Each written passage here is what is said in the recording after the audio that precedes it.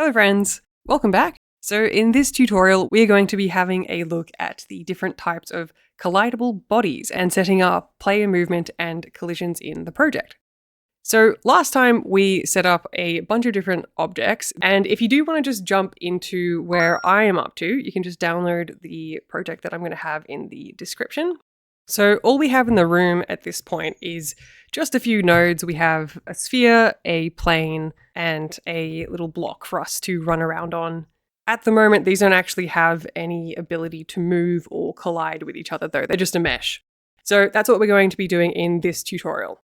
We also have a world environment and a light, so that we actually have lighting in the room, and also a camera. But at the moment, we don't actually have a controllable object that we can move around with.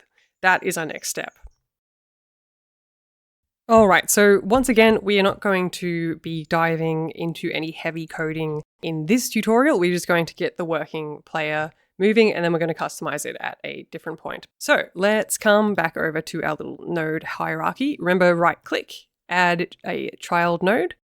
So just like last time, remember that we have to walk down our little hierarchy. So we have node, remember, everything inherits from node. That's where we get our process and all of these little properties from. And then we have node 3D. All of our 3D objects inherit from that. That gives us a transform and visibility, and so on. So as we keep walking down here, we kind of gain properties about an object.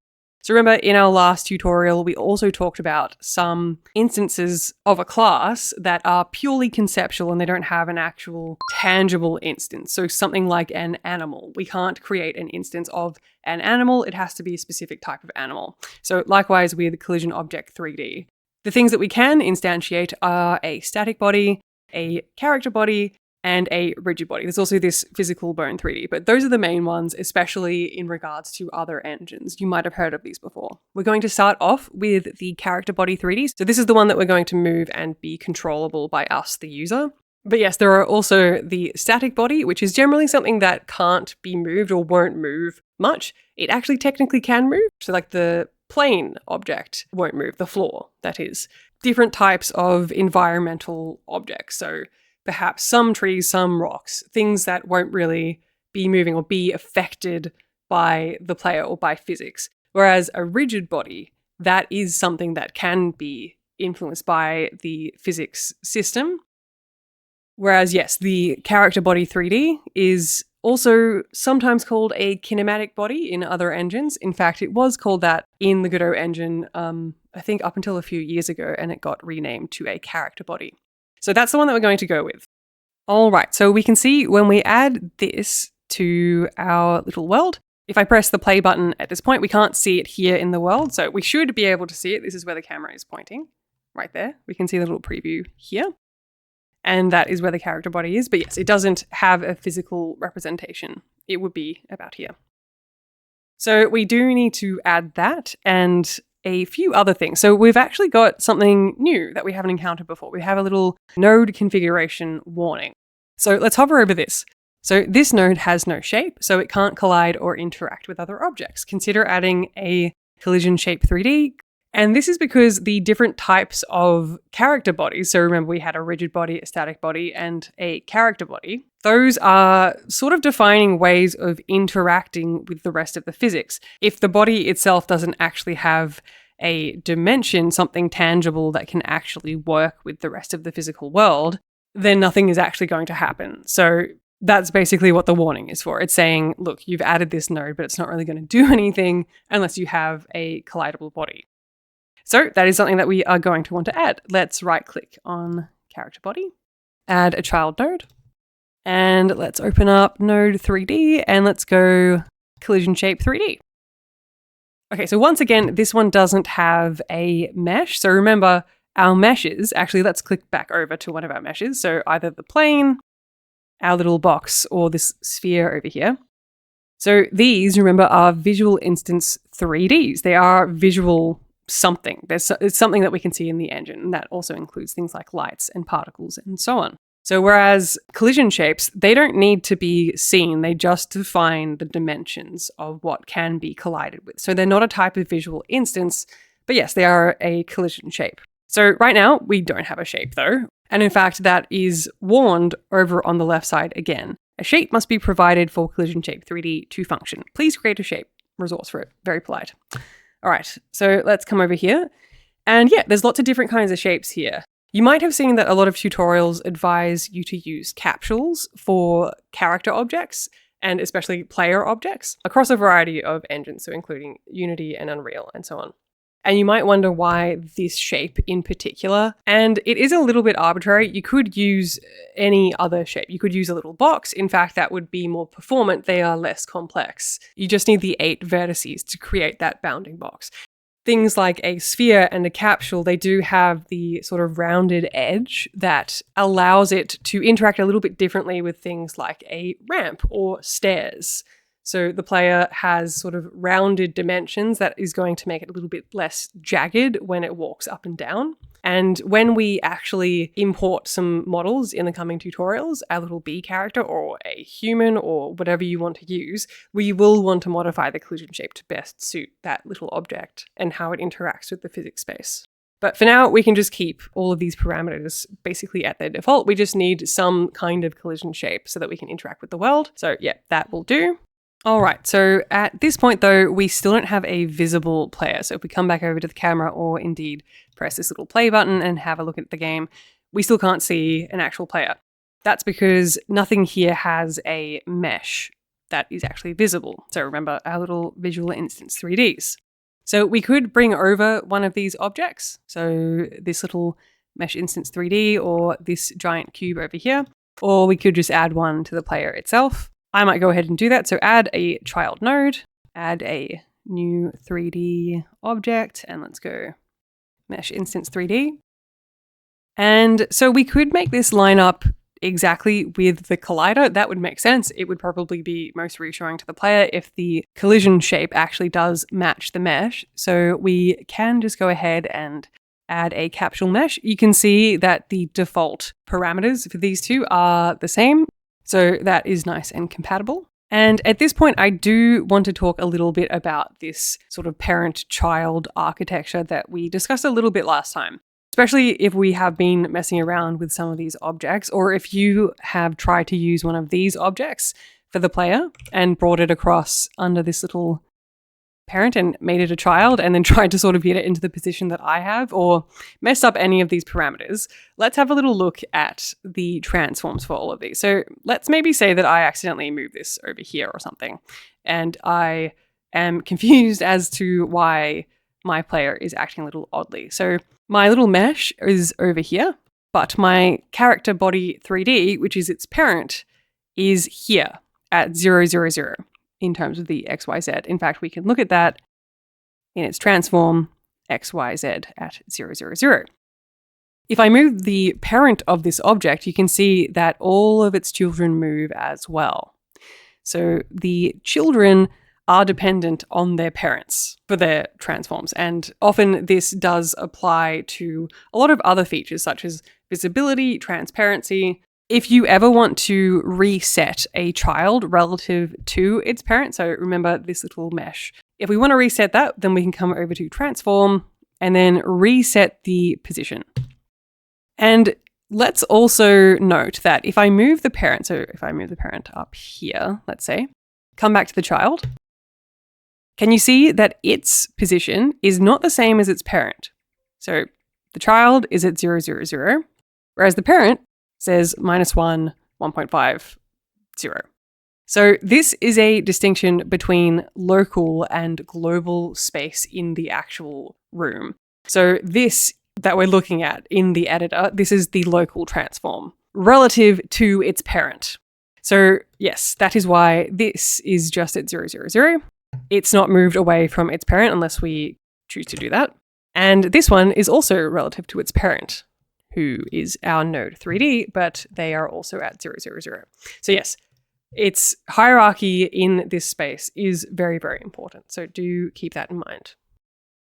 All right, so now we do have a visible player object, although they are a little bit through the floor. So we can actually just lift this up a little bit. So let's click on the parent, make sure that we're not clicking on the collision 3D object or the mesh, but the actual parent. So yes, we can move it just above with our eye and put it right above the floor. If you want it to move in increments, then you can also hold the control button and then you can see it is moving in whole integer numbers. So you can see over here that it's 2, 1, or 0. So there we go. It is just above the ground. So our next step at this point is to get the player to actually move. Now, like I said, I don't want to jump into code yet. In a couple of videos, we will write our own, or rather adapt the built-in template script to suit our needs. But for now, we are just going to use one of the built-in capabilities. So again, we are going to click on this character body. So make sure that you've got that highlighted. Scroll down to the bottom of its parameters, its variables here. And then under script, click new script, because we're going to attach a new script to this node. So make sure that you tick template. So this is a sort of special thing for CharacterBody3D nodes where you can just use a sort of built-in script that will get you up and running quite quickly. So we're going to select that one, tick that, make sure that you have CharacterBody3D basic movement selected, hit create. So this little menu is going to come up. So this is the script menu. So again, don't worry, we're not going to go through this just yet. But yes, this is the basic code for getting the player to move. So we're just going to save this, press Control Save, and then come back to a different tab in the Godot editor. So up the top here, we haven't had to deal with this yet because we've just been sort of dealing with 3D space, which is this one. But now we do have a script in our game. So this is how we're going to be toggling the different sorts of views. We also have a 2D view, which we will be using for our UI nodes and setup as well. But most of the time we want to be coming over to the 3D. All right, so now that we have our little CharacterBody3D script, if I run the game, well, you can see that our character is moving. They fall through the floor though. So why is this happening? And in fact, if I even just put the player up a little bit, yes, you can see they are definitely falling through the floor. So why is this? The code is fine, but we don't actually have an object that we're hitting here. So remember this object, in fact, all of these 3 objects, these ones right here, they're just for show. They're just a visual instance. They don't have a collider. That's why we're just falling through the floor. So we will have to add that. So at this point, we have to do something quite similar to what we did for the player. So remember, we had a character body, a type of physics body that can interact with the physics world, and then we had to define a collision shape. So we can go ahead over to all of these objects and then define them separately, but there is actually a little shorthand that we can use, and I think we should now that we have already learned about it for the player. So let's just click on any one of these. So maybe let's start with the plane. And then we want to come over here up the top and click on mesh. And then create collision shape. And then we have quite a few options here. So this is a really cool way that we can generate a collision shape for any given mesh. It's a really cool feature of Godot, even if it is quite complex. So if you have, say, a tree that has a lot of branches, a lot of leaves, it will actually be able to create a collision shape that directly matches the mesh. In this case, we don't need something incredibly complex. We just need a pretty simple shape that matches either the plane, the sphere, or the box. So in this case, it's a plane, so we can just use a bounding box. Although technically planes don't really have a height, they just have a sort of 2D representation. But still, this is going to do. And then instead of sibling, we're going to want to click on that and then click static body child. So this is going to do 2 things at once. Instead of just the collision shape, it's also going to give us the static body. And remember, we want a static body because these objects aren't going to move. So they don't have to be a character body. They're not something that we need to control. And they also don't have to be a rigid body because they're not objects that are going to be moving or bouncing or, interacting in some sort of moving way. We will get to that in coming videos, but yes, for now, these are just going to be static bodies. So there we go. And then, you can see it has added a static body 3D and a collision shape. And if you want to just verify that that has worked properly, you can come over to these gizmos and just check the shape. But yes, it should correspond directly to the dimensions of this mesh. So and then we'll want to come over to the box and do the same thing. So mesh, create collision shape. it should have remembered what we just selected. So a static body child and a bounding box. So that's going to be perfect for our cube. Great. Let's hit create. And then finally for the sphere, so we will have to modify this one. And instead of a bounding box, let's do sphere. Okay, so now if we hit play, you can see that our player does land here. And we can check if our script is working. So let's try and move around. So use the left, up, down, and right keys. There we go. So we can see that the player is moving. You can also jump. So press space and move around. So you can see that the player does interact differently with our little box on its side. So you can see that it quite smoothly moves over it and is able to move up. But with the sphere, it's having a little bit more trouble. So if you want to alter some of those parameters, we can come over to the player object here. And that's going to have to do with some of these parameters that are kind of built in to the character body. So in particular, angle. So this is basically how does it tell what is a wall and what is ground, or what is something that is a slope that it can actually move on. So if you have a play with that, you're going to find it more or less permissive so that it can go up a steeper incline. And yeah, if you put it up really high, then it's going to be able to just walk up walls, although you might see that the logic starts getting a little bit weird. So as well, if you do want to play around with the speed or with the amount that you can jump, you will have to go into the script itself for this. So again, look up the very top of this script. So we have a speed and jump velocity. So those are the numbers that you're going to want to tweak if you want to be able to jump higher or go a little bit faster. Now, just before we finish off this video, I do also want to point out that when we are moving the player around, the camera is not moving. So the camera is in a fixed position in this space. It is not following the player. And yes, that is indeed because there is no logic that is telling it to do that. The built-in script does not control the camera. And remember how we were learning about children and parent transforms, and that when the parent moves, so does the child. So we can take advantage of that to do quite a quick workaround for getting the camera to move with the player. And we can just make the camera a child of the player. So once we've done that, without tweaking anything else, let's just hit play. Yes, in this case, you can see that because of where the camera is offset, with the camera being at, in fact, let's have a look. So transform, -1, and this Z position. So it's actually through the floor at the moment. We can still move around. So it's following the player now, which is great. And if I jump, yeah, you can see that that's working. But that's probably not exactly where we want it. Now, in this case, what we might want to do is take advantage of the live editor with Godot.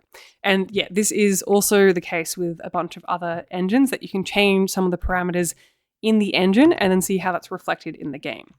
So let's come over to the camera 3D and let's change its, so remember this is its local position relative to the parent. So let's raise that up a little bit, flick back to the game. And yeah, we can see that the camera has moved. I might put that down a little bit more. So that looks, yeah, that is a lot better. So yeah, you can have a little play with that, change its rotation and get it into the little third person camera that you want it to be. You will notice that we can't rotate the camera around and look in a particular direction. That is something that I want to do in the coming videos. But for now, yeah, that is our basic little camera controller. And yeah, we can see that we can interact with these collidable objects.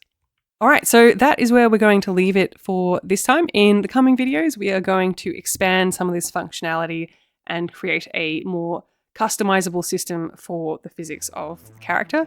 And we're also going to be importing models and textures and customizing our world. So thank you so much for watching, and I'll see you next time.